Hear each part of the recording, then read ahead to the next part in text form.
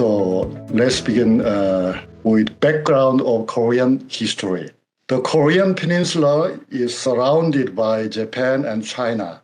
From the ancient times, they are deeply connected to each other in many ways. China and Japan have always been great regional superpowers, so Koreans have often had very hard times dealing with them. Fortunately, there was a buffer zone called Manchuria between China and Korea. Even with Japan, Koreans are separated by the sea. Thus, Korea was able to maintain its independence and to preserve her cultural identity. Korea was not subordinated to those two countries. There were, however, exceptional times. Korea's climate and topographic conditions are not ideal for rice farming, but Koreans have worked so diligently that they could harvest rice as much as necessary for their self-sufficiency. Even in traditional times, Korea's population density was very high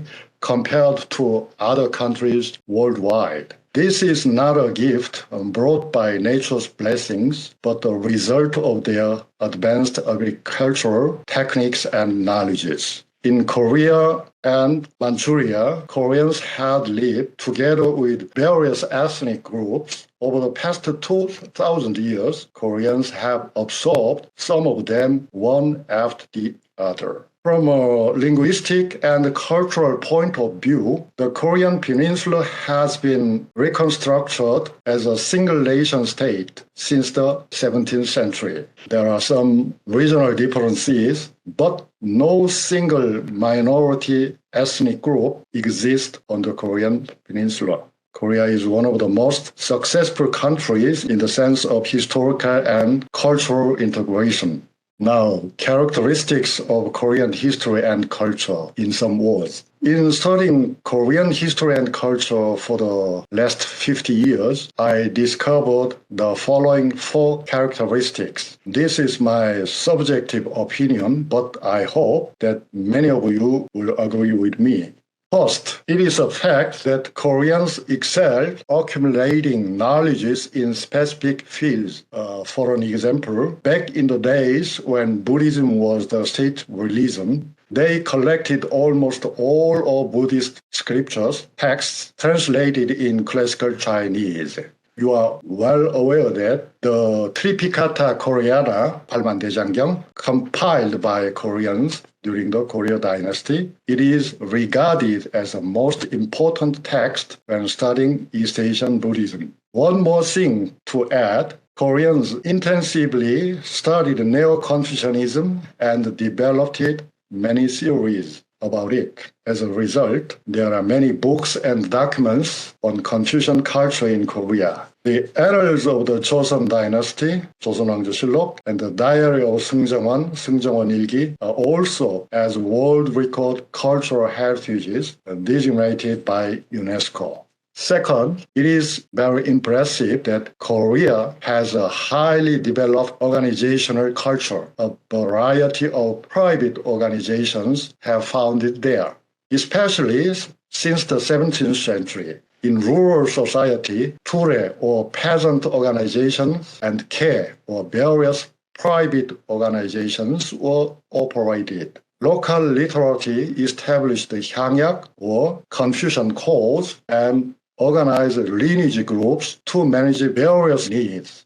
Even today, you will know that school reunions and local associations have greatly developed in Korea. Social organizations exist in every country. However, it is rare to find a country where diverse social organizations move dynamically like Korea. Third, Korea is a single-valued society. This has good points and bad points. Koreans are highly achievement-oriented, and surprisingly, everyone sets the same goals and competes fiercely. There is no other country where universities are so thoroughly ranked as in Korea. Also, it is difficult to find a comparable country where invisible hierarchy among occupations is as clear as Korea. Finally, Korea is truly dynamic society. Changes happen too quickly. If you go back to that person 3 years later with a business card you received during your visit to Korea this summer, there is a high probability that you will not be able to contact with him. Modern Koreans are also very active in cultural scenes, so there are many successful artisans, especially in the field of music and arts. The so-called Korean wave Hallyu, such as K-pop or K-drama, are popular in many countries. Koreans are extraordinarily sensitive to the global trends, and they know how to properly blend them with their own culture. Next, overview of Korean history 1, Ancient and Middle Ages. From now on, let's take a brief look at the historical characteristics that appeared over times. First, let's talk about the characteristics of the period from the distant ancient times to the Three Kingdoms. In those days, the warriors ruled Korea. It was a common thing in world history. Humans have been living on the Korean peninsula since the Paleolithic period. You can see the relics of the Paleolithic period with your own eyes at Sungjong in Kongju this summer. It was during the Bronze Age that states first appeared on the Korean peninsula. It is said that Joseon or Gojoseon was the first state to be established in Manchuria. It would be difficult to ascertain whether that was the case. In fact, there were so many walled states on the Korean peninsula and throughout Manchuria that we could not even guess their real number. Among them, the representative were Gojoseon and Samhan, or three Han states. As the ancient nations constantly fought and united with each other, the Three Kingdoms emerged as the winners. In chronological order, Paekche came the first major power, followed by Goguryeo, as it was located in deep southeast part of the peninsula. Silla grew the most slowly.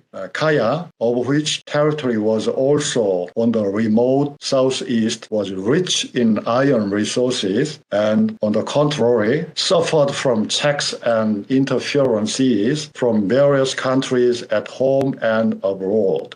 Since ancient times, many Korean states have maintained close ties with China and Japan and have often been greatly influenced by them, especially by China.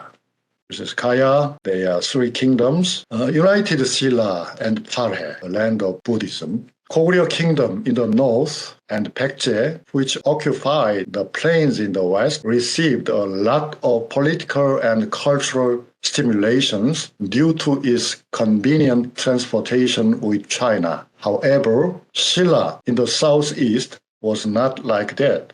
Then, in the middle of the 6th century, Silla succeeded in transformation. The kingdom occupied the Han River basin in the central and western part of the Korean peninsula, providing a breakthrough in national development. Shortly before that, they also occupied the iron-rich land of Kaya states. Silla, a latecomer among the Three Kingdoms, allied with China's reunified dynasty, the Tang dynasty, to overthrow Paekche and Goguryeo one after another, and eventually emerged as the first dynasty to unify the Korean peninsula. The Tang dynasty tried to take over the entire peninsula, but Silla was able to defeat the Tang by attracting refugees from Paekche and Goguryeo as well. Thus, the unified Silla emerged. At that time, the Tang dynasty slowly began to fall into internal chaos, so it was not possible to punish Silla by force. Since then, the Koreans have achieved social and political stability for a little more than a century and reached the cultural golden age. In the Silla period, there was a unique status system called the born and rank 골품제, or strict hereditary status system, which stabilized social order.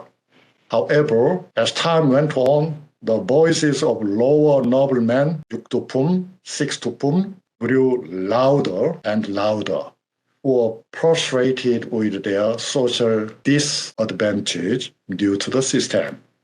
When Goguryeo fell, the refugees established a new kingdom called Paekche together with Malgal people or Manchu ancestors. Paekche and Silla greatly developed Buddhist culture while emphasizing the usefulness of Confucianism in politics. Now, the Goryeo dynasty. United Silla neglected reforms and society became increasingly disorganized. By the end of the 19th century, maritime powers on the southwest coast stood on the stage of Korean history. General Wangun was a central figure. As a powerful representative of the merchant family of Gyeongsang region, he united the merchants out of the southwest coast. At first, Wangun started his career as a minister of Gongye, who rose up in Cheolwon in Gangwon province. At the beginning of the 10th century, Wangun destroyed the later Paekche, founded by Gyeonwon, and reunified the Korean peninsula after the surrender of the Silla's royal family. Wangun liquidated the old hereditary status system, which was a social dissatisfaction. In the process, Wangun accepted the theory of feng shui. Using the geomancy, he succeeded in forming a sense of unity among people. The Goryeo king breathed new hope into the people. That is, regardless of their social status, people believed that they could succeed in the new dynasty if only they were lucky and talented to discover a profitable spot in the geomancy. Goryeo dynasty, founded by Wang family, changed dramatically during the reign of his son, King Kwangjong, by implementing the civil service examination system. The new dynasty began to be transformed into a centralized aristocratic state centered on Confucianism. The traditional ruling power or the warriors were withdrawn, and the scholar aristocracy took over the country. The frame of the ancient society ruled by Korean caste system was broken, and the medieval bureaucratic state was born, dominated by the scholars who passed the civil service examinations. However, the historical transition was not smooth. In the 12th century, the warriors protested, and an era in which the warriors took power again opened. For a century after that, warriors ruled the country, and the royal authority fell to the ground. Meanwhile, a major change took place in China. The Mongols, a nomadic people who scrapped their lives on the Silk Road, gained power and founded the Yuan dynasty. Mongolia, the world's greatest empire, conquered many parts of the world and repeatedly invaded the Korean peninsula as well. Taking advantage of this opportunity, the Goryeo royal family and the scholar aristocracy devised a plan to defeat the ruling warriors and regain power. The operation was finally successful, and Neo-Confucianism, which came from Mongolia, Yuan dynasty, in the 15th century, gained more and more influence in Korea. The Goryeo dynasty enjoyed stability for as long as other old Korean states, many hundred years. The kingdom also engaged in trade with merchants from Muslim world and China. I would say that Goryeo was the most open one among all dynasties of Korea. However, as the history of the dynasty continued for about 500 years, many problems were accumulated in the 14th century. Moreover, the political situation in China changed significantly in the later half of the 14th century. It is said to be the influence of the Black Death. The Yuan dynasty collapsed and the Ming dynasty established by the Han Chinese. Using these changes, radical reformers overthrew the Koryo dynasty and founded the Joseon state. In the 16th century, the Catholic Church in Europe was divided due to the Reformation, and secularization proceeded rapidly in the midst of it. The nation-states appeared and the scientific revolution followed. In a sense, similar changes came a little earlier in the Korean society as well. With the advent of Joseon, Buddhism was completely excluded from political scene, and there was an ambitious movement to create a rational and moral state based on Neo-Confucianism. In other words, Confucian civilization had begun. At the center of the change was King Sejong the Great, the fourth king of the new dynasty. He reigned for over 30 years and accomplished a lot, not only academically, but also in the field of science and technology and the arts. Perhaps the most representative achievement was the creation of Hunminjeongeum or Hangul. It was a new phoneme-oriented writing system. Through Hangul, Sejong tried to achieve Neo-Confucian civilization more thoroughly, but that goal could not be achieved within a short period of time as the king planned. But later, Hangul has greatly contributed to the development of modern Korea in many ways. From the 16th century onwards, there were many literati who tried to implant Neo-Confucian values in Korean society. Leading figure among Neo-Confucian scholars was Jeongham Jo, who struggled a lot to implement moral politics. Also, political persecution repeated several times. The numbers of the progress scholars, so-called Sarim, or Confucian literati, have steadily grown.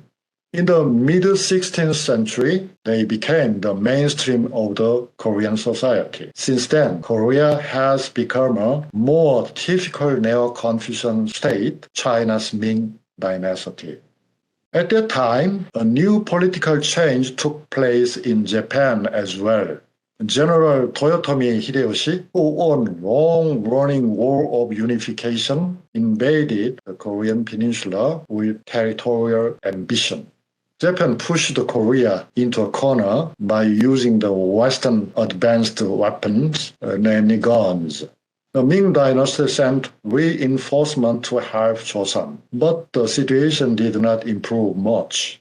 International warfare on the Korean peninsula continued for more than 6 years, and thanks to Korean naval forces tying the hands and feet of the Japanese forces, the Japanese gave up their purpose of occupying the Korean peninsula and withdrew.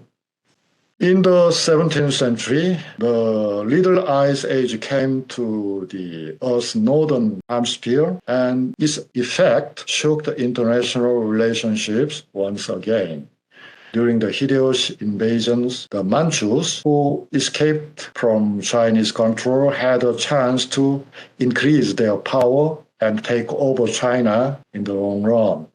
They first invaded Korea to cut off cooperation between Ming China and Joseon Korea.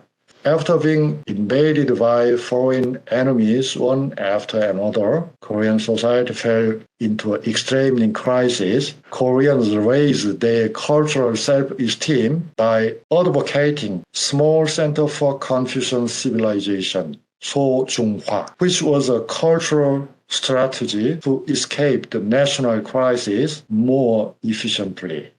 It may have worked for some time to comfort the broken heart of Koreans, but it did not help much in escaping the chaos of the society. Collapse of the Korean Empire, which tried to achieve enlightenment against the aggression of the Western Empire. Even in traditional times, it seems that a political system has a lifespan of about 100 years. The Joseon dynasty was no exception. And from the 16th century onwards, social reform was the desperate desire of the people. The conservative ruling class, however, fearing reform, procrastinated with excuses. Some of the pioneers, so-called scholars for practical learning, in Korean terms, 실학자, advocated for total reforms of the society.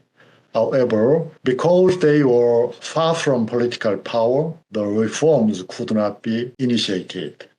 Meanwhile, in the 18th century, Catholicism came to Korea via China. Some progressive scholars welcomed it by calling it Western Studies, 서학. But in the late 18th century, the Qing dynasty persecuted Catholic churches using the ancestor worship issue as an excuse. Inspired by this, the ruling class of Korea also began to oppress Catholics. Among the Western studies, knowledges about European science and technologies were also included, which could have brought about a meaningful change in Korean society. But in the era of persecution, Western studies as a science declined more and more. Meanwhile, the most progressive Confucian scholars in Korea in the 18th century were the Northern School, or Bukakpa. They advocated for the prosperity of commerce and handicrafts, taking the Qing dynasty as a role model. Some even emphasized international trade with the West. At that time, not only China, but also in Japan, people benefited from trade for foreigners. It was a long time ago that Western power began to advance into East Asia. From the 16th centuries on, Portugal, England, and the Netherlands entered East Asia. So Dutch merchants, Japanese acquired European medicine, science, and technology, and many other practical knowledges and informations. This served as the basis for Japan's rapid industrialization in the late 19th century. However, even in the early 19th century, Korea was extremely reluctant to come into contact with the West. As for Western studies that had widely spread to Japan, the Koreans knew very little. Of course, Korea was not without voluntary modernization efforts. The East Learning or Donghak peasant movements were just an example. The teachers of the school insisted on ecological equality beyond human rights and tried to clear up social contradictions at once. Encouraged by their teachings, the farmers fought against Western and above all, Japanese imperialism, which had just been armed with Western ideas, techniques, and formidable weapons. However, it was not enough for the Koreans to deal with the modernized weapon systems possessed by the Japanese. But a small number of Korean officials and intellectuals tried to modernize their land. Who inherited the tradition of the Northern School, they, however, lacked political authority and also lacked capital and knowledge for modernization. Moreover, few people supported them. The royal court called them the Enlightenment faction, but they were frustrated without being able to fully engage in their activities. Since the end of the 19th century, Western powers and Japanese imperialists have been fighting for dominance on the Korean peninsula. When Japanese won the Sino-Japanese War, 1894 to 1895, and Russo-Japanese War, 1904 to 1905, the international community recognized Japanese dominance over the Korean peninsula. Koreans didn't even agree. Many Koreans witnessed the miserable reality of the country's fortune from an early age and burst out in anger. They launched voluntarily anti-Japanese movement in various places. When the Japanese assassinated Empress Myeongsong in 1895, the resistance of the volunteers was really fierce. However, no matter how strong the people's patriotism was, they could not stop the protection treaty imposed by Japan. When Japan forcibly disbanded the Korean Empire's army and forcibly abdicated King Kojong, they had no power to turn the situation around. 1907. In the end, An Jung-gun, being unable to contain his anger, shot and killed the most influential Japanese politician, Ito Hirobumi, at Harbin Station.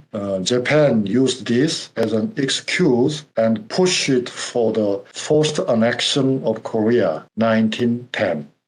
Koreans opposed, of course, the Japanese colonial management from the beginning. In the 1919, the March 1st movement was launched and millions of people demanded strongly Korean independence. A provisional government was established in Shanghai, China. Many young patriots ran to Manchuria to become independent soldiers. They made great strides, such as defeating regular Japanese troops at the Battle of Cheongsan-ri and Bongodong near Tumen River. Even after that, young Koreans who aspired for independence continued a strong struggle, including assassination of a Japanese general and high-ranking officials. You may know the patriotic struggle by Mr. Yoon Bong-gil. Japan promoted so-called modernization in order to effectively dominate colonial Korea and to prepare the foothold to invade Manchuria and mainland China. The noisy debate among scholars over the legitimacy and effectiveness of colonial modernization continues. However, if you examine it a little deeper, it is clear that Japan's initiatives for industrialization and railroad construction were merely colonial policies with the interest of the invaders in mind. You should take the historical facts seriously. From the 1930s, the total war system was put into operation when Japan invaded mainland China. Soon after, even Asian countries turned into battlefields, and it was difficult to even express the Koreans' burden suffered under the wartime mobilization system. During the colonial era, Koreans went through serious trauma, especially through conscription and forced manpower mobilizations, exploitations of women's labor, and the comfort woman system. Nevertheless, Japanese politicians are still lingering on those issues without taking appropriate measures. However, the Japanese colonial rule, which seemed to last forever, came to an end. In August 1945, with the defeat of Japan, Korea regained its political independence. Of course, the fate of the new modern nation was painful. But the new road, which was full of hardships, brought great rewards to the nation. In the summer of 1945, the United States dropped nuclear weapons on Hiroshima and Nagasaki, Japan, with a lack of a few days. It was, of course, morally reprehensible, but it contributed greatly to ending the boring war. Japan immediately surrendered unconditionally to the United States. Then, according to the Cairo Declaration, 1943, Korea's independence came true. However, the fate of the Korean peninsula darkened again as the United States accepted the Soviet Union's demand for division of the Korean peninsula. The United States and the Soviet Union negotiated a trusteeship agreement on the peninsula. And domestic political forces also experienced intense conflicts over the pros and cons of the trusteeship issue. However, when it was revealed that the United States and the Soviet Union had a rigid will to divide the old Eastern country, the political forces that responded to it grew in Korea as well. They had conflicts with nationalists who opposed the division of the nation. And in 1948, they created two Korean governments, the Republic of Korea in the south and the Democratic People's Republic of Korea in the north. After World War II, the United States and the Soviet Union waged a Cold War in various parts of the world, maximizing their influence. Modern Greece, one of the most important geopolitical countries, has been involved in the civil war since 1946, supported by two countries which ruled the world, and the war continued until 1949. In the midst of the Cold War, terrible civil war finally broke out on the Korean peninsula as well. This was the Korean War in 1950, which was nothing short of proxy war between the United States and the Soviet Union. During the 3-year war, the land was wholly devastated and all industrial infrastructure was destroyed. There were about 10 million separated persons from their own families, and when both sides are combined, the death toll amounts to nearly 1 million. More than 70 years after the war began, it has not been officially ended.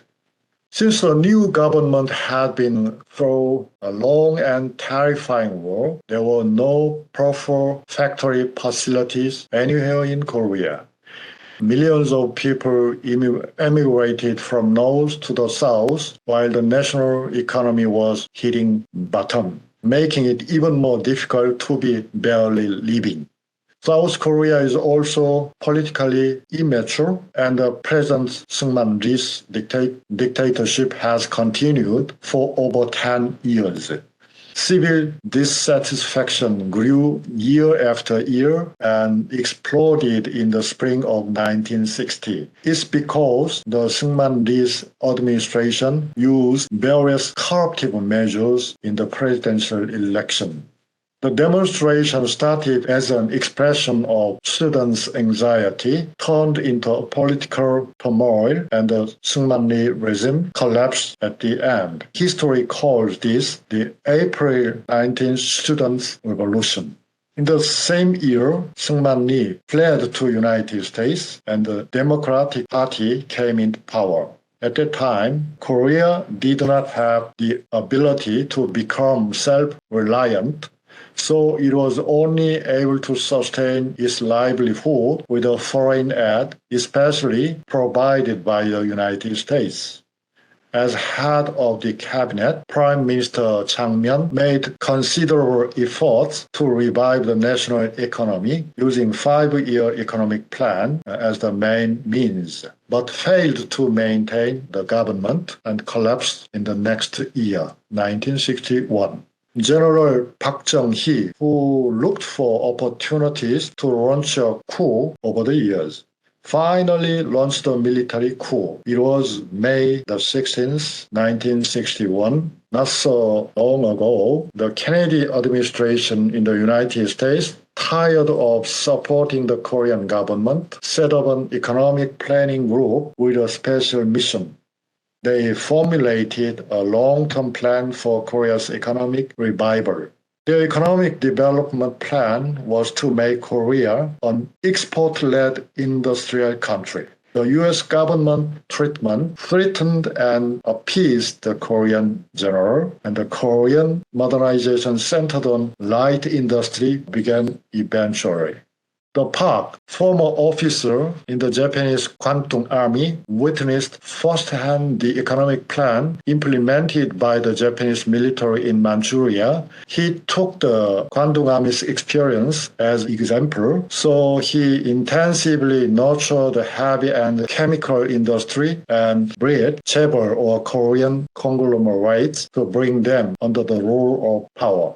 The Korean dictator carried out the October Restoration in an attempt to gain permanent power and treated the chaebol as his property. His policy of modernizing the motherland or fatherland was resolute, but no one dared to disobey it. In the midst of this, political tensions between Korea and the United States escalated, putting the general's regime in jeopardy. I think Mr. Park Chung-hee was epitome of militarism. Under his authoritarian dictatorship, the human rights and interests of workers were completely ignored. In 1970, the tailor Mr. Chun Tae-il launched the labor movement against the dictatorship as an alter ego. Towards the end of the Park's military regime, workers fought against the chaebol and the government through collective action more frequently. Mr. Park was self-righteous, claiming that only he could save the country from poverty. He forcibly enacted a constitution that guaranteed his permanent power and called it the Yushin Constitution. Civil society and intellectuals demanded the abolition of the dictator's constitution and called for democratization. As rigid nationalists, they were also deeply concerned with reconciliation between the two Korean states. As citizens opposed the dictatorship, rifts arose within the power. And on October 26, 1979, the Park Chung-hee regime collapsed. When he was shot and killed by his subordinate, Korea was the world's third largest foreign debtor. The democratization movements, which began to escalate at the end of the Park's regime, developed it into a widespread resistance movement by students and intellectuals, including writers, in the 1980s.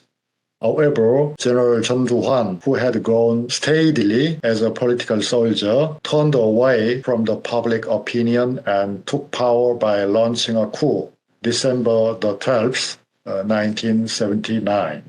In the spring of the following year, the fever for democratization heated up university districts across the country, and many people welcomed the spring of Seoul. Then, Mr. Chun brutally murdered students and citizens demanding democracy in Kongju, the stronghold of the powerful opposition leader Kim Dae-jung. This was the starting point of the Kongju democratization movement. After inflicting many casualties in Kongju, General Chun succeeded in taking office as president. However, the blood of citizens and students shed in Kongju was not in vain. With the emergence of the so-called 386 generation, 386, the democratization movement became an impressive historical trend that ran through the 1980s. Young people in their 30s who were born in the 1960s and went to university in the 1980s emerged as game changers in the 1980s. Today, they are in their 50s, so they are called 586 generation or 586. Amid the fierce democratization movements, Korea has grown into an export-oriented country to the extent that it is called Korea Co. Ltd. in the international community. As the economy expanded, labor unions were organized in the large Korean companies such as Hyundai Motor Company to fight for wages. As a result, wages for workers in large corporations soared and a new middle class was formed in Korea. Since the 1990s, the country has become an industrial power attracting global attentions. It also made many achievements in shipbuilding and steel industry and started out in the new industries such as industrial branches such as semiconductors and mobile phones. Today, Korea has emerged as one of the world's leading industrialized countries.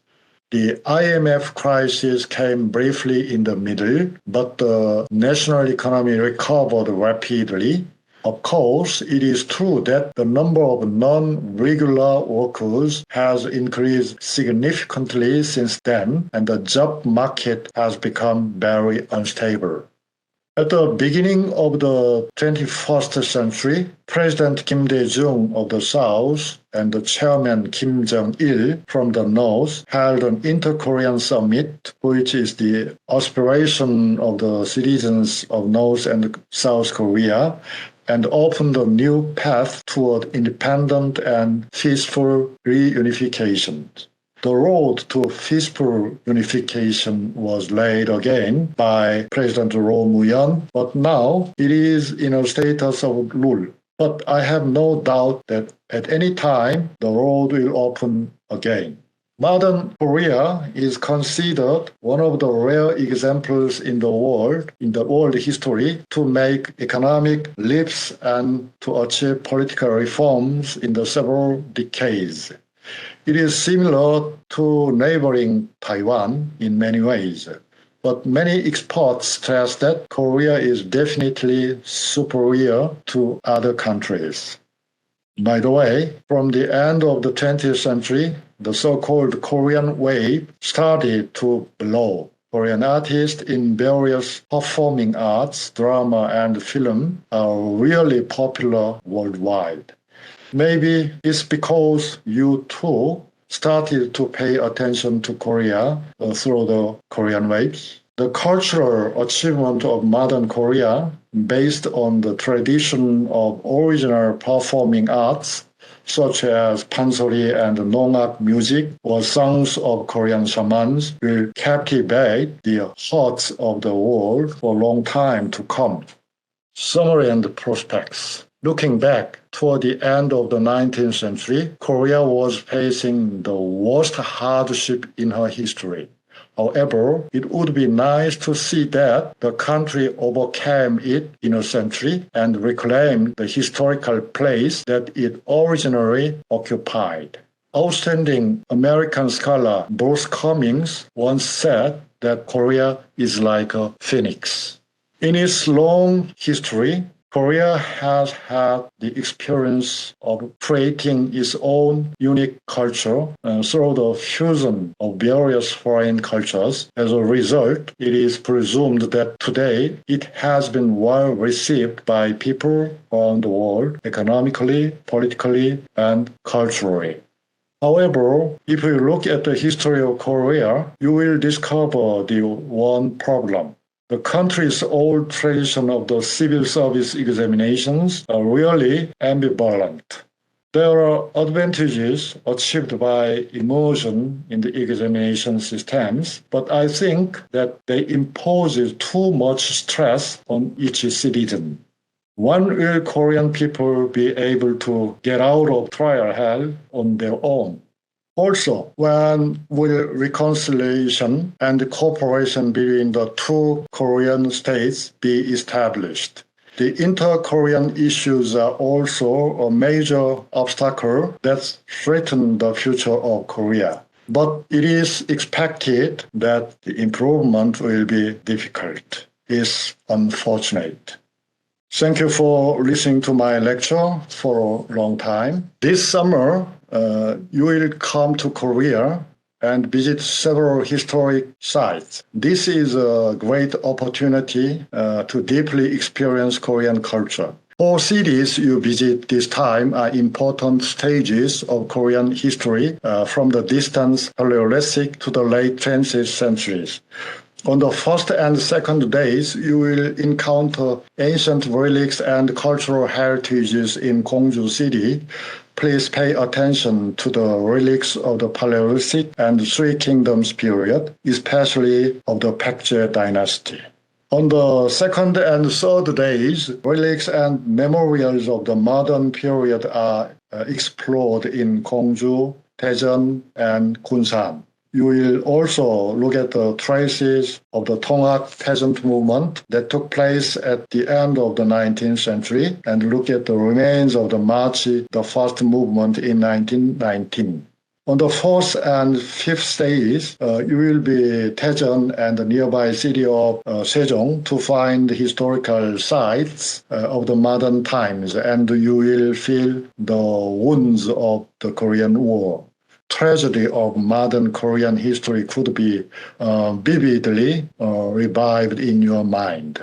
On the last day, you study modern history once again in Yongsan, Seoul. You will take a look at the USFK bases and take time to reflect on war and human rights issues. I'm strongly convincing that it will be a fruitful excursion for a week. First 2 days visit to Kongju. I'll divide the relics you will see in Kongju into 5 groups. The first are the relics from the Paleolithic period. Now, a number of Paleolithic artifacts have been found all over Korea. However, no Paleolithic artifacts were found in the South Korea until the 1960s. Then in Korea, the first place where Paleolithic relics appeared was Sungjong, near from Kongju city. Not only Paleolithic, but also Mesolithic and Neolithic artifacts have been poured out one after another in Sungjong. In the Stone Age, people lived along the river and at the coastal areas. By the Bronze Age, people founded ancient cities. Fortunately, there is a Paleolithic museum in Sungjong where you can take a closer look at the lives of people in that area. The second is the relics of Baekje dynasty. You tour the tomb of King Muryong in Kongju. When you look closely at this royal tomb, you feel the rich fragrance of Paekche culture. Through the various relics displayed at the Kongju National Museum, it can be confirmed that Paekche had close relations with China and Japan. You will also find that the level of politics and culture in the old state was higher than you expected.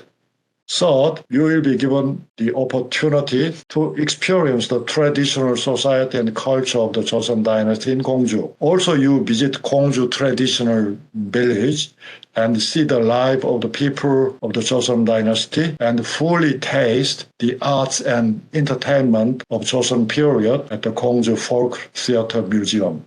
Fourth, you will also learn about the pains of the Tongak peasant movement, which was a watershed in Korean modern history. The last battle in which the Tongak peasant army was greatly defeated by the Japanese and the government forces was held at Ugumchi Hill.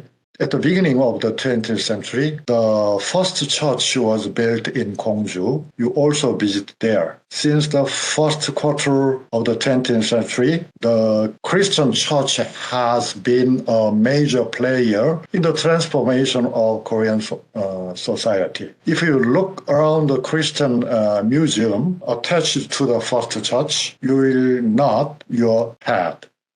In addition, you go to the Kongju Gildam Seowon, which is really famous as a modern institute which renews the tradition of Confucian Academy. This is your chance to test how a traditional cultural heritage can survive in modern times. Day 3. There are many relics and historical sites waiting for you in Kunsan. In particular, many buildings show various aspects of modern and contemporary history, but I would like to classify them into 3 groups. First, we should pay attention to Kunsan Port. The port was a very important facility during the Japanese colonial times. The Japanese transferred a lot of grain from the Honam Plain, the biggest granary on the Korean peninsula, to their homeland. We go to the old custom buildings in order to find out customs procedure in the Japanese colonial era.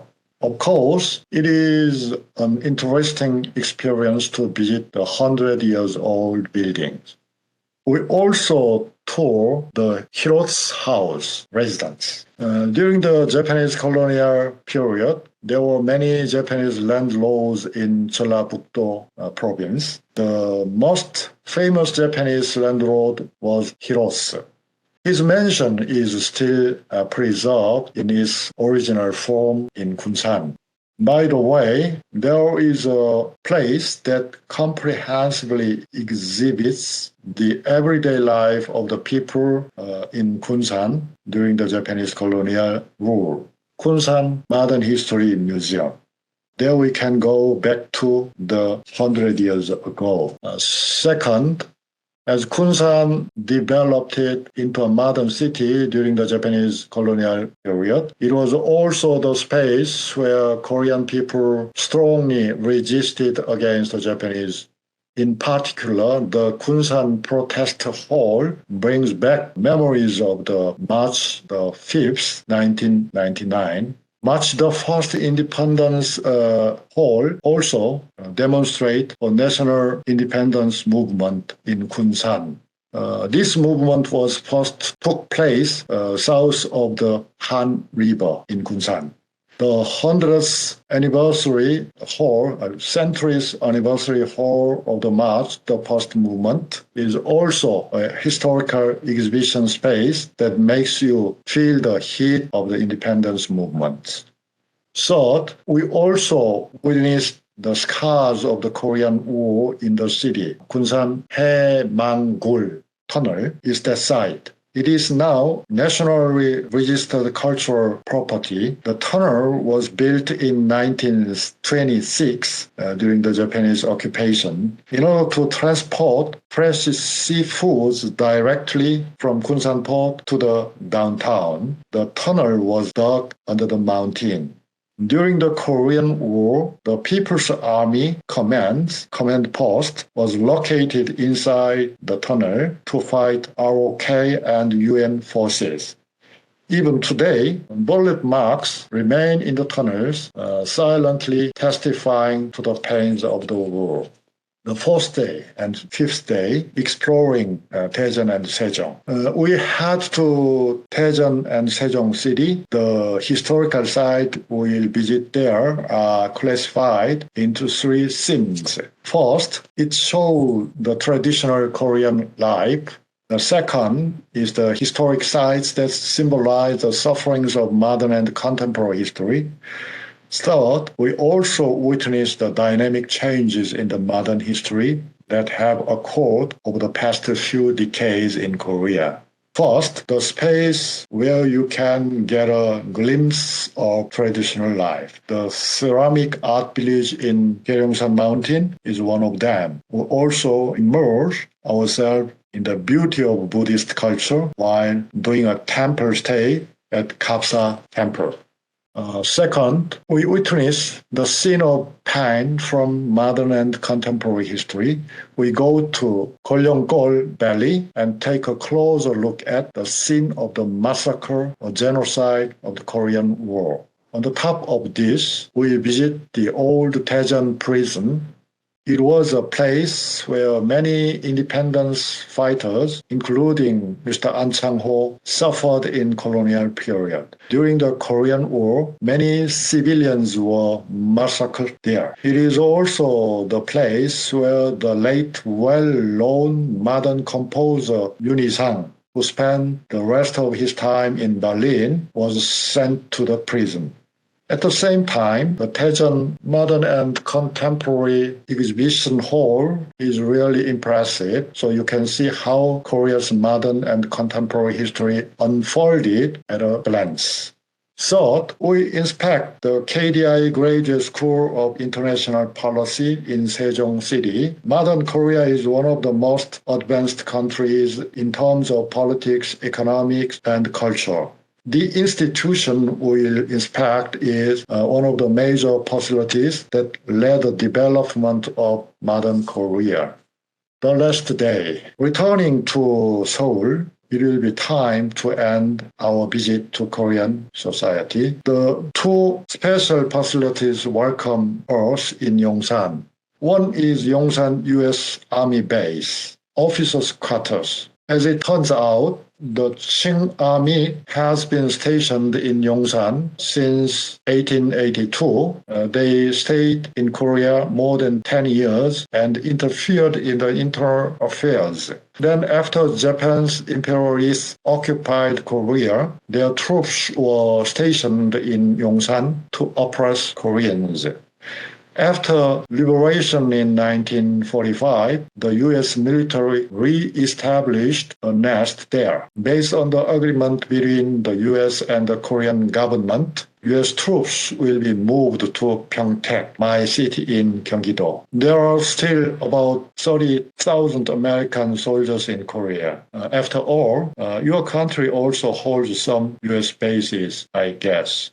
The second place we'll go to is the War and Women's Rights Museum. Today, we criticize the violence of war on a global scale and strive to reclaim the oppressed human rights of women. In retrospect, it is true that women's rights have been subjected to many restrictions in the modern history. It is really tearful history, but the history of tragedy is gradually coming to an end.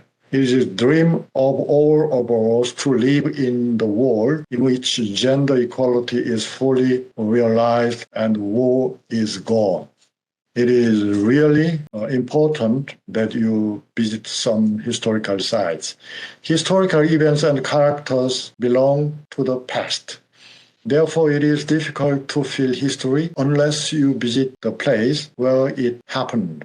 Moreover, Korea has a different culture and a very different political and economic context from a European point of view. It is almost impossible for you, European students, to fully understand Korea without visiting historical sites. The place we will go to this summer are the birthplaces of Korean history. By seeing firsthand many artifacts and relics from ancient times to modern Korea, you will experience history more vividly. Unfortunately, I cannot travel with you this time, but my heart will still be with you. Thank you. I wonder how much you know about Paekche Kingdom. Paekche is not of much interest compared to Goguryeo and Silla. Goguryeo fought the powerful Chinese states such as Sui and Tang, and the kingdom has some great conquerors like King Gwanggaeto and King Jangsu. Moreover, the name Korea originally came from Goguryeo. The kingdom has always been the representative one in the Korean history. Silla is also very important for Koreans. As you know, in the contemporary Korea, the Kims, the Parks are the most numerous.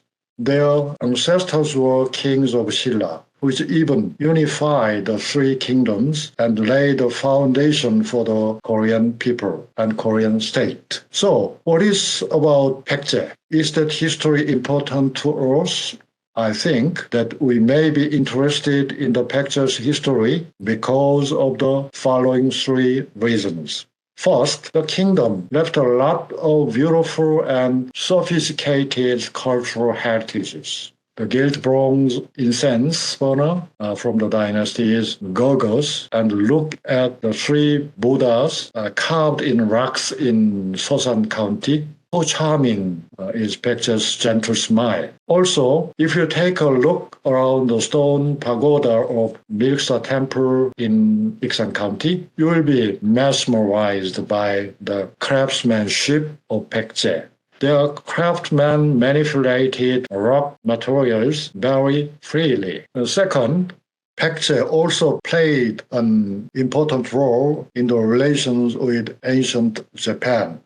It is a well-known fact they brought Chinese characters and Buddhism to Japan. The Korean kingdom was a milestone, proving that they worked very hard for peaceful international exchanges. Finally, the history of Paekche also teaches us that any country can perish if it does not properly understand complex international relationships. It is a valuable historical lesson that we should not forget. There is one point that is easy for people to misunderstand. Contrary to our guess, Paekche Kingdom was not a weak country for centuries. Before Goguryeo expanded from the north to the central part of the Korean peninsula in the 15th century, Paekche was the most powerful nation in Korea. Until then, it quietly rose power along the Han River and occupied most of the western part of the Korean peninsula. Paekche actively had engaged in diplomatic and cultural exchanges with China. Thanks to this, Korean dynasty greatly developed its political system, and they also prospered culturally and economically. Geographically, Paekche dynasty had the most favorable conditions among the three kingdoms. Most rivers on the Korean peninsula flow slowly into the Western Sea. In terms of topography, the east side of the Korean peninsula is mountainous and the west side is flat. Moreover, the Western Sea directly connected China's Shantung Peninsula and Paekche. Therefore, the Korean kingdom was apt to become the greatest power of the peninsula. In comparison, Goguryeo is too northern, so winter was long and most of its territory was unproductive. Nature was barren and dry, and rice cultivation was impossible for them. It was difficult for Goguryeo to be self-sufficient. Silla also had too many steep mountains and was impossible to trade or communicate directly with China. So it was difficult. Thus, we safely maintain that Silla did not have a good condition for developing the country in every sense. Paekche, like Silla and Kaya, is said to have lived together with various races, tribes. In short, they were countries where a handful ruling class descended from the north, fused with indigenous people from the Neolithic era. In that respect, the three kingdoms were similar with each other. They grew slowly, overthrowing local elite groups around them. It wasn't until the 5th century that the three kingdoms confronted with the borders of the neighboring state directly. But from that time on, the wars among them broke out more and more frequently. Until the 4th century, the three kingdoms expanded their territory by conquering the neighboring ancient countries one by one. At that time, Paekche's growth was remarkable. The kingdom extended their land to the north as far as Pyongyang. In the process, it collided with Goguryeo people and killed their king Goguk Wonam in 371 AD. Until then, it could be said that Paekche was the most strongest country in Korea. Also, Paekche conquered the southeast side and occupied much of the territory of Kaya Federation, which was a much larger country than we might have guessed. Until all Kaya Federation disappeared, they existed as a federation rather than a unified kingdom. The inland region, that is the southern part of the present-day Korea, originally belonged to the Kaya Federation. However, it was gradually absorbed by Paekche or by Silla. The remote southern part, such as Naju city, was originally not the Baekje's territory. As a result of Baekje's continued conquest, it was gradually incorporated into Baekje kingdom. The growth that Paekche showed in the early stages was really impressive. Already in the 3rd century, they introduced the ancient Chinese rule of law, the Yuliang system. In this sense, Paekche preceded Goguryeo by about a century. Buddhism was also adopted in the 4th century. Almost simultaneously, Goguryeo also embraced Buddhism. But Silla, which was biased on the southeast, was only able to accept the Chinese law and Buddhism in the 6th century. As explained above, Paekche enjoyed prosperity through peaceful relations with China and Japan by using the Han River and the southwest coast from an early age. They made an advanced cultural country representing the Korea. The climate crisis came to Asia in the 3rd and 4th centuries. In the northern provinces, desertification has become so severe that the nomadic people have hastened to leave their homelands and move to the south. As a consequence, the northern part of China became the new homes for the nomadic people. As the political situation on the continent changed significantly, Goguryeo in the northern part of the Korean peninsula also made the south advance a national policy. I think that without understanding such a dramatic climate change, it is unable to grasp the historical characteristics of the Paekche or Goguryeo. The so-called the era of the 5 barbarians and 16 dynasties began in the 4th century on the soil of the North China. As a result, Goguryeo Kingdom, which had occupied the Manchuria region for hundreds of years ago, also invaded the south of the Korean peninsula in the 5th century. During the first half of the 4th century, Goguryeo faced a very serious crisis.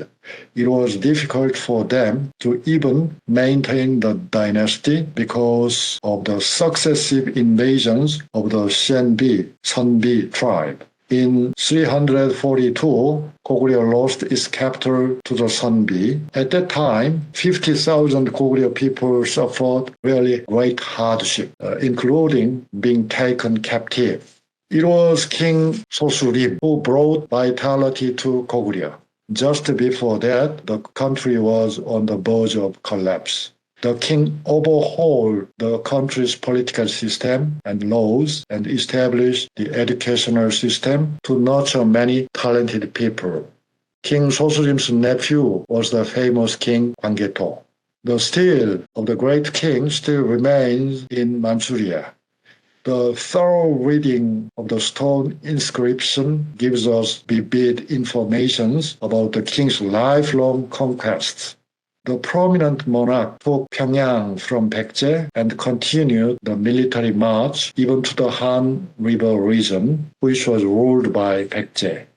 King Jangsu, the successor of the King Gwanggaeto, moved the capital from the middle of the Yalu River to Pyongyang region. He bluntly expressed his ambition to cover the entire Korean peninsula.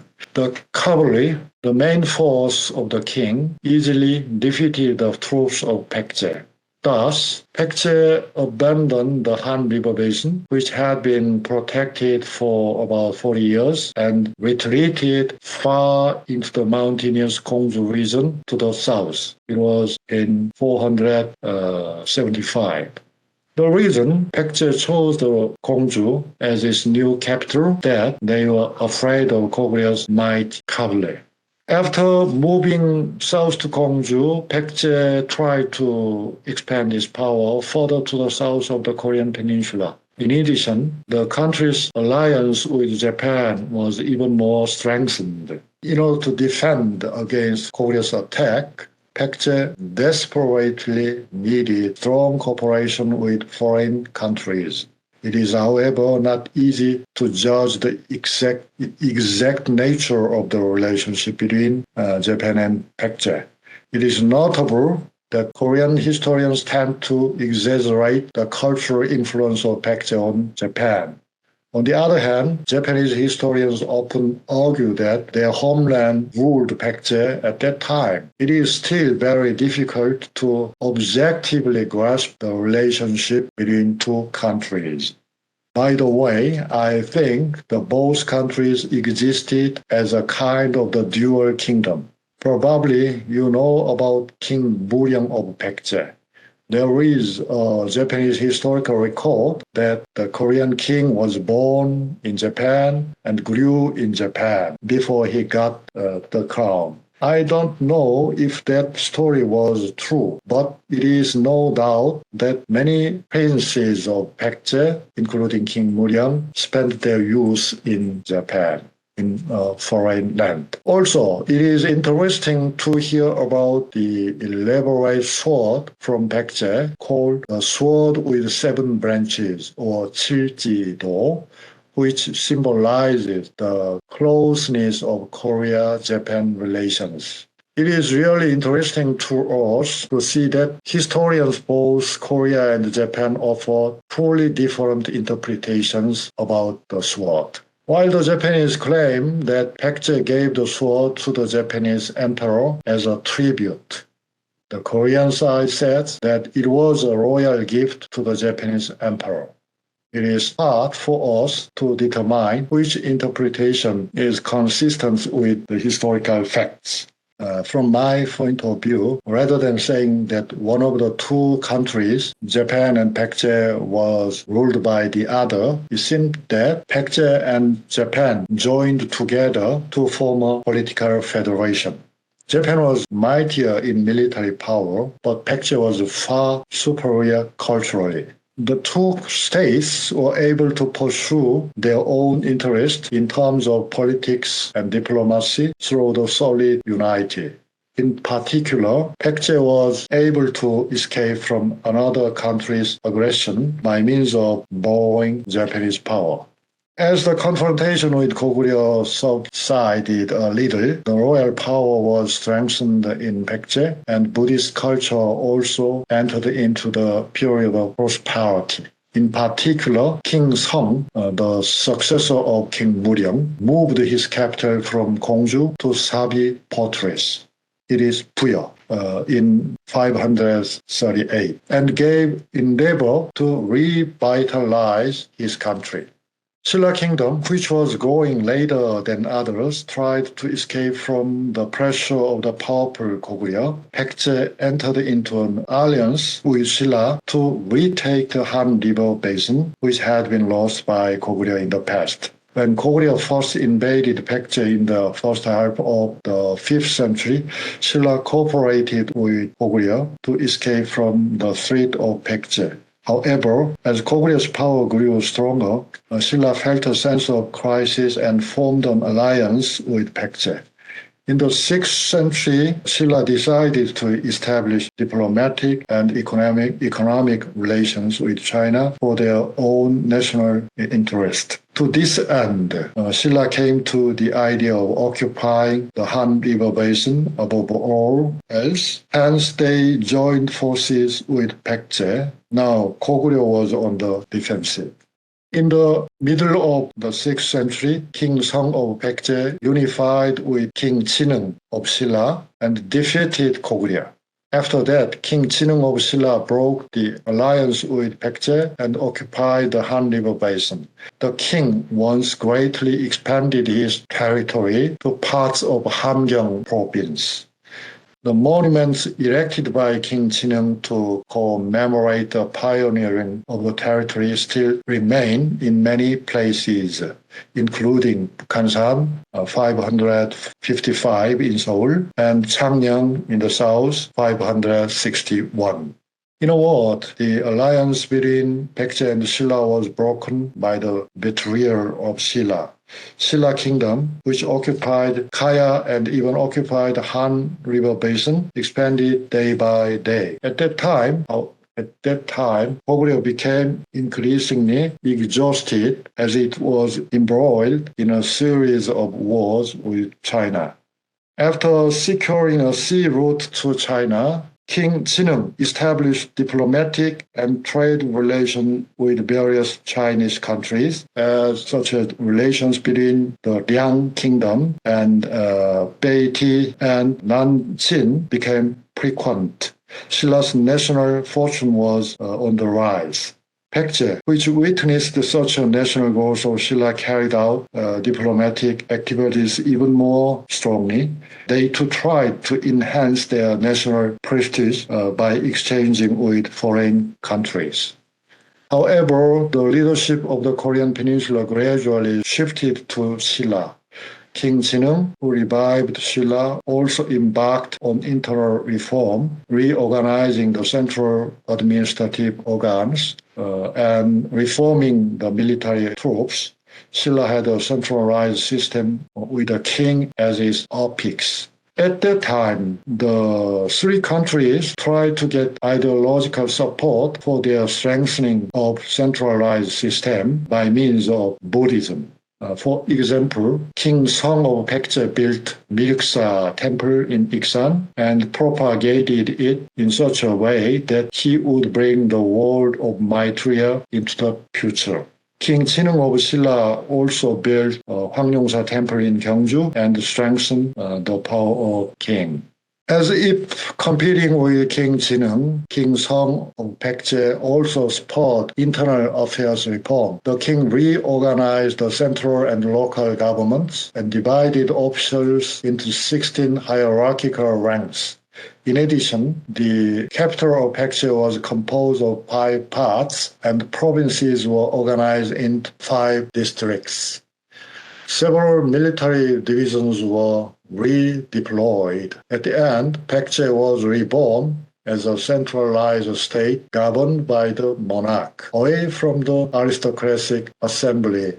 In the midst of the national crisis, King Song made radical reforms. Paekche's relations with Japan were tighter than decades earlier. In the process of occupying Kaya Federation in the south, Paekche had a fight with Silla, and it is said that Paekche took then the Japanese army to defeat Silla. This can only be read in Japanese historical records, so Korean historians do not trust such records. But to me, there seems to be some kinds of historical truth in the documents. It was once a political alliance with Silla, but Baekje now deeply distrusted Silla. Because of that, Silla took over the Han River Basin at will. In order to overthrow Silla, Paekche approached Goguryeo Kingdom, which had many grudges in the past.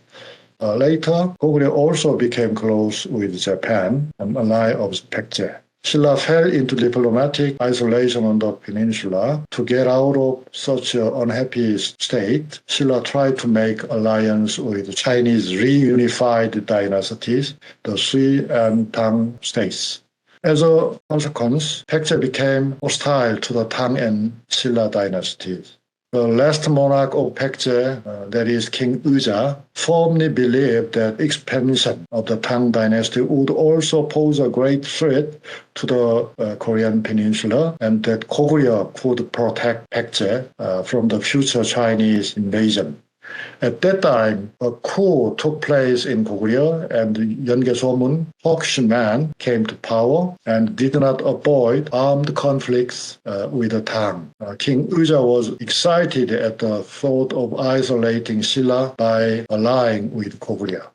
In the 7th century, Silla grew rapidly, but even in the early reign of King Uja, the last monarch of Baekje, the military power of Silla was not enough to overwhelm Baekje.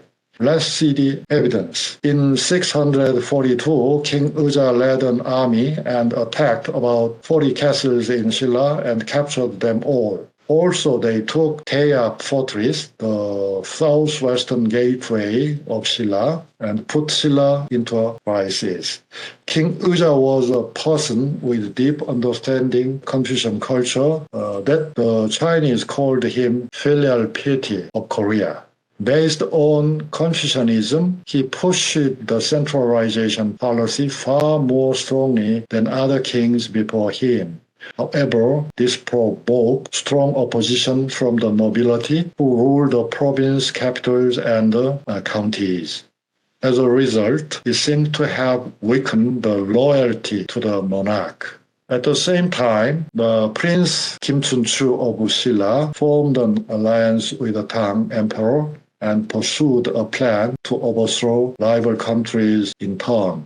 Paekche could not stop this conspiracy and was dedicated to strengthen the international relations with Korea and Japan. Years later, Paekche was attacked by the Tang and Silla and collapsed in vain. In 660, Chinese general led an army of 130,000 troops across the West Sea. Paekche immediately faced a major crisis. Paekche's outstanding general Quebec tried to block the General Kim Il-sung's 50,000 army with only 5,000 men, but lost the battle at Kunsan Port. When this happened, the armies of Tang and Silla surrounded Sabi fortress, the last capital of Paekche, without any resistance. The next day, King Uja abandoned his capital and went away to Kongju, former capital, which was advantageous for defense. In the meantime, fatal strife arose in the royal family, and Sabi fortress was captured by the enemies. Surprised by this unexpected result, King Uja hastily surrendered to the Tang and Silla alliance. According to the stone inscription recently discovered in China, it said, when the situation became urgent, the head of Ungjin fortress captured King Uja and surrendered. It is difficult to determine whether this accurately describes the historical facts. By the way, when King Uja surrendered, various provinces still had capacity to resist against the enemy. If there were no strife in the royal family, the kingdom would not have been destroyed in a day. Since Paekche's aristocratic power was still in existence in many regions, this revival movement quickly became lively. Chinese troops occupied Sabi fortress for about a month and then withdrew from there. Thereafter, Paekche royal family member Poksin and monk Tochim gathered their patriotic men and started a counterattack against the invaders. Several provinces to the northwest of the kingdom also responded to the revival army and attacked Sabi fortress once again. Afterwards, when the battles became unfavorable to the revival army, they blocked the entrance to the Paik River and prevented the Tang army from landing there. In addition, they attacked Sabi fortress once more, but in vain. In 662, Prince Buyapung, who returned from Japan to homeland with the Japanese troops and fought fiercely to reclaim the country. However, in the Paekche revival army, internal conflicts arose and weakened their leadership. Finally, they lost the war. Soon after that, Tang and Silla fought a battle, and the Paekche supporters from Japan were annihilated. When things get to that point, Prince Buyapung fled to Goguryeo. In this way, Paekche's revival movement ended in failure. It had only been 4 years. As you know, even Goguryeo kingdom was destroyed in 668 by the combined forces of Silla and Tang. Then the Tang dynasty tried to rule the entire Korea directly. Then Silla changed its strategy and mobilized the refugees from Paekche and Goguryeo to launch the war against the Tang. And the war continued for many years. In the end, the Tang troops was driven out with nothing to gain from the Korean peninsula. It was 676. It had been 16 years after Paekje fell. During this historical process, the Korean peninsula became one state. Different peoples out of the three kingdoms began to form a single nation by burning hostility toward the Tang or foreign dynasty.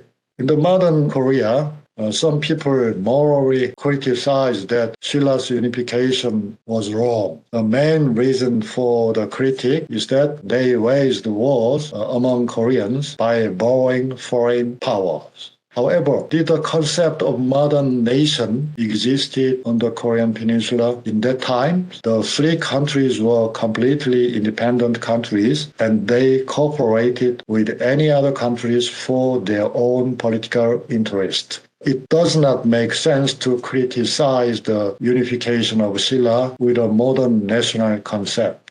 The formation of one nation on the Korean peninsula was a really long historical process that went slowly through the unification by Silla. We have to keep the fact in our minds. Paekche's great contribution to ancient Japanese culture. The cultural traces of Paekche are evident in ancient Japan. From now on, we'll talk about that briefly. As we already know, it was Paekche people who first introduced Chinese characters, Confucianism, Buddhism to the Japanese. For instance, Paekche strengthened various exchanges with Japan from the 4th century. At that time, the Korean scholar Wang Yin brought the Relics 1,000 characters to Japan. In the 6th century, exchanges with Japan became more and more active, and Tanyang Yi, Hwanmu, and Yugi taught Japanese aristocrats to study Confucianism. At the same time, Han Luk, a monk, also gave information on astronomy and calendars to the Japanese people. On the other hand, the Paekche monk Norisachige introduced Buddhism to Japan in 552. The oldest temple in Japan was Asuka-dera, which is said to have been built by Baekje craftsmen. The Japanese culture that appeared under the influence of Paekche was so-called Asuka culture. It is common sense that this is the root of Japanese ancient culture. From the end of the 6th century to the beginning of the 7th century, Prince Shotoku was one of the most important figures in the Japanese history. His teacher was also the Korean from Baekje. The person who made Shotoku's pottery was also the artist from Baekje. In fact, several painters, engineers, scholars, doctors from Baekje kingdom contributed to the development of Japanese early culture. Even if you look at the tomb of King Muryang, which you are going to visit this summer, the traces of Korea-Japan exchange are even clear. The coffin, which contains the remains of King Muryang and his queen, was made from golden pine tree grown in southern Japan. Surprisingly, Japanese imperial family had a strong connection with Baekje. Present emperor confessed that he descended from 26th Emperor Keitai, reigned 507 to 531. The word Keitai literally means a male brother of the Baekje monarch, according to the Korean scholars. It's hard for us to judge if that's actually true or not. However, Japanese historical records also mention that the Japanese imperial family and the Baekje royal family had a close marriage tie. It is written that mother of the 5th Emperor Kanmu, reigned 781 to 806, was from Baekje. Especially, it was said that Kanmu's mother was the descendant of Prince Sungta. He was prince of King Muryang again. Back in 2001, Emperor Akihito said the same thing. He said, in the ancient history book Soku Nihonki, it is documented that Emperor Kanmu's mother was a descendant of King Muryang of Baekje. So I feel that I have a blood tie to Korea. In short, it is impossible for us to deny that the Japanese imperial family had a close relationship with Baekje's royal family in the distant past. The Japanese called Paekche Kudara, and in Japan there are so many places with the name Kudara. Not only in Kyushu, which is geographically close to the Korea, but also in Osaka region, which is relatively far away from Korea. There are many places called Kudara. Of course, it was not only Paekje that had a cultural influence on Japan. Silla and Goguryeo also succeeded Paekje and made Japan rich in culture. However, Paekje's influence was the greatest one. Even the gilt bronze Maitreya statue of Paekje, that is Korea's 83rd national treasure, is very similar to the statue of Maitreya Buddha at Goryuji Temple, Japan's national treasure number 1. It has even been revealed that the national treasure of Japan was made from red pine tree grown in Korea. So some scholars speculate that it may be the Buddhist statue that has crossed over from Korean peninsula. However, the relations between Japan and Korea have long since deteriorated. During the late Goryeo period, Japanese invaded various places of Korean peninsula and caused a lot of damage. Also, at the end of 16th century, the Hideyoshi invasion broke out and accumulated indelible resentment for many years. Moreover, after the war ended, Japanese people wrote many stories, monogatari, about the war, among which there are countless malicious descriptions of Korea. The history of the hate Korea has really deep roots. To make matters worse, in the 20th century, Japan colonized Korea. After that, the public sentiments in both countries got even worse. In recent years, Japanese politicians have denied the historical fact that comfort movements were forcibly mobilized. Regarding Dokdo Island, which is strictly Korean territory, the Japanese government claims that it belongs to them. As a result, hostility between two nations grew. Japanese label Korea's East Sea as Sea of Japan, misrepresent their history textbooks. Also, Japan's top political readers do not understand the feelings of Koreans at all. They often visit Yasukuni Shrine, which is dedicated to comforting the souls of war criminals. These actions further heighten tensions between two countries. From a long-term perspective, however, international relations are not inherently static. It is bound to change over and over again with the times. Even now, I hope that we can remember the friendly relationship between Baekje and Old Japan and will restore a peaceful relationship with which the citizens of both countries understand and cooperate with each other.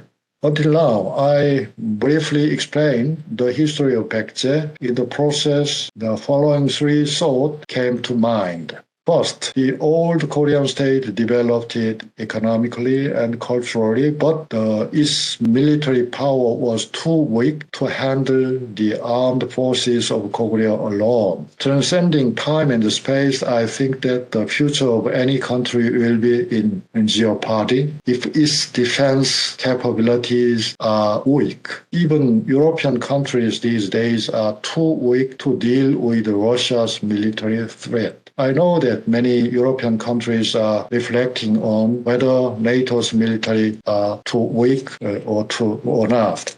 Second, Paekje dynasty lost the diplomatic competition with Silla. As a result, the former territory of the Han River Basin could not be restored, and in the end, it was defeated by the attack of Tang and Silla alliance. Today, it seems that I'm overemphasizing the military issue, but the importance of diplomacy is also really great. If Paekje had flexibly resolved tensions with the Tang, it would not have collapsed suddenly.